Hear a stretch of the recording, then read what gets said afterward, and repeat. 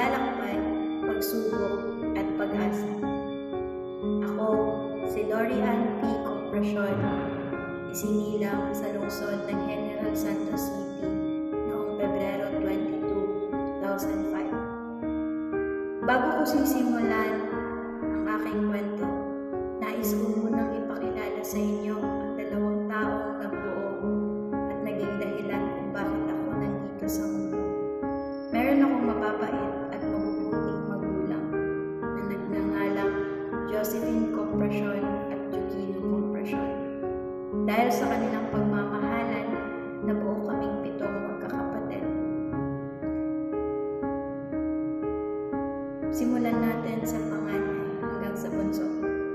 Sila ay si Gary Compression, Peter Compression, Tanichi Compression, Jollibee Compression, Dindo Compression, Lori Ann Compression, at sa ang huli ay si Sheena Joy Compression.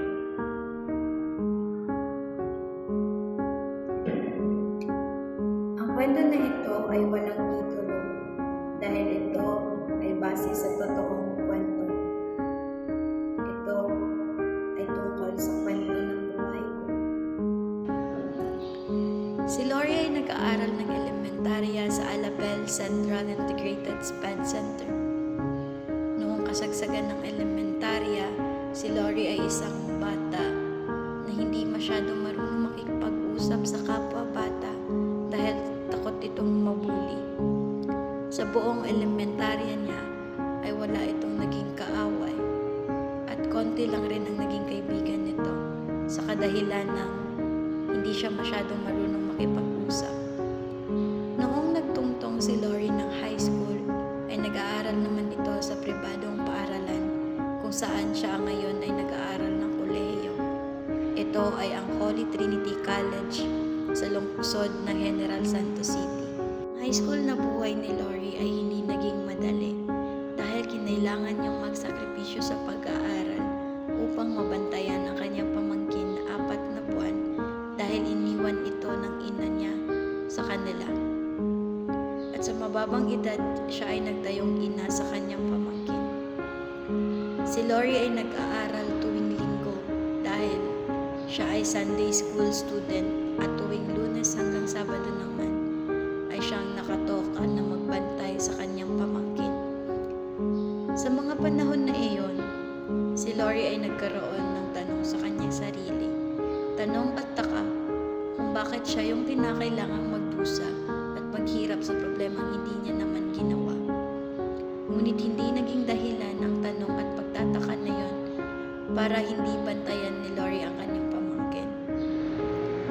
Ngunit sa kabila ng lahat, kahit na isang beses lang nakakapasok si Lori sa isang linggo, ay naging honor student pa rin ito at hindi niya ginawang dahilan ang pagbabantay ng pamangkin niya para pabayaan ang kanyang pag-aaral.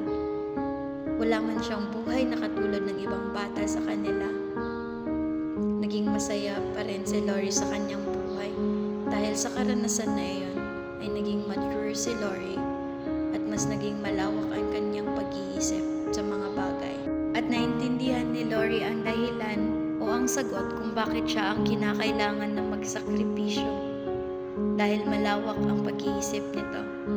Alam ng mga magulang niya na dadating ang panahon na maiintindihan at mauunawaan niya kung bakit siya ang kinakailangan na mag-adjust at magsakripisyo. Dahil sa karanasan na iyon, naging pundasyon ito ni Lori sa kanyang buhay at pinatibay nito ang buhay ni Lori.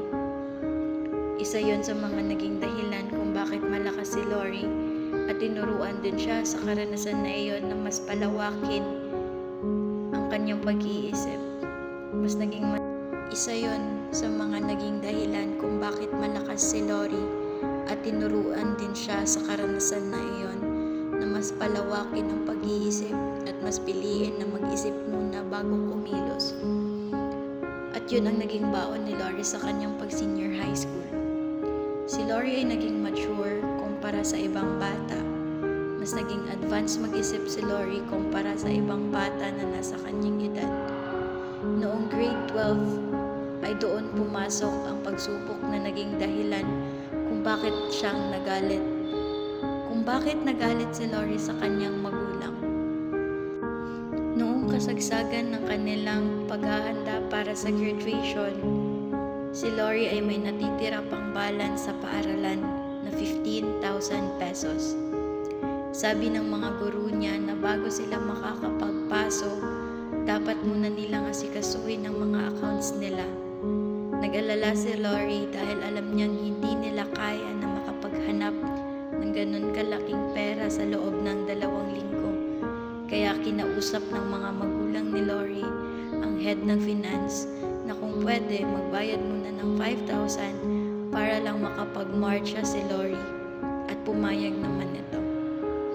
Pero noong araw bago mag-graduation, biglang inanunsyo ng principal na hindi makakapag-marcha ang mga estudyante na meron pang balance.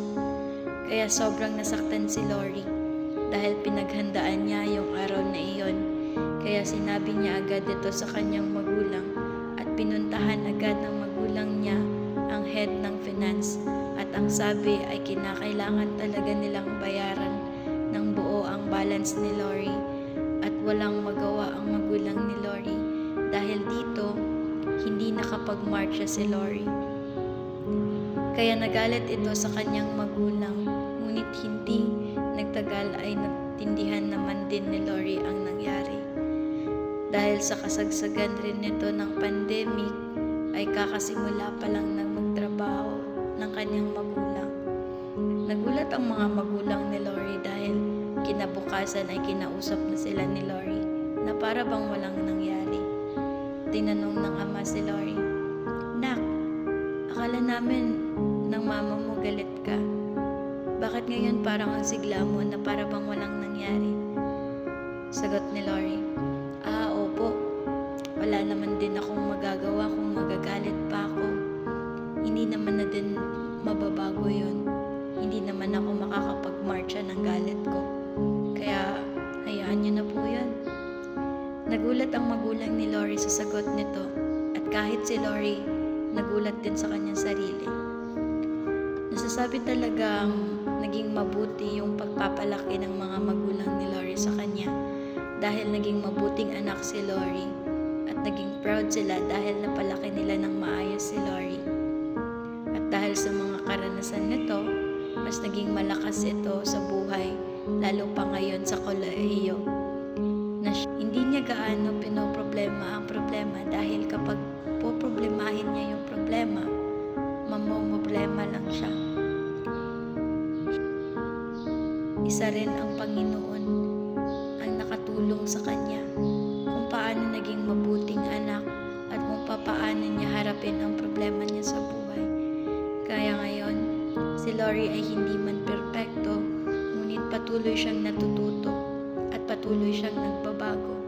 Lumaki si Lori na walang taong may galit sa kanya dahil na rin sa takot at ayaw niyang may taong nagagalit sa kanya. Kaya sobrang maingat siya sa mga galaw niya. Mas iniisip niya pa palagi yung magiging reaksyon o iisipin ng mga tao sa kanya kumpara sa sarili niya. Kaya habang siya ay lumalaki, unti-unting nahuhubog ang kanyang pagkatao dahil sa tulong ng pamilya at sa mga karanasan na puno ng aral. Sa paaralan, hindi naging madali ang landas ng kanyang tinahak, subalit sa bawat pagsubok ay mas pinili niyang magpatuloy.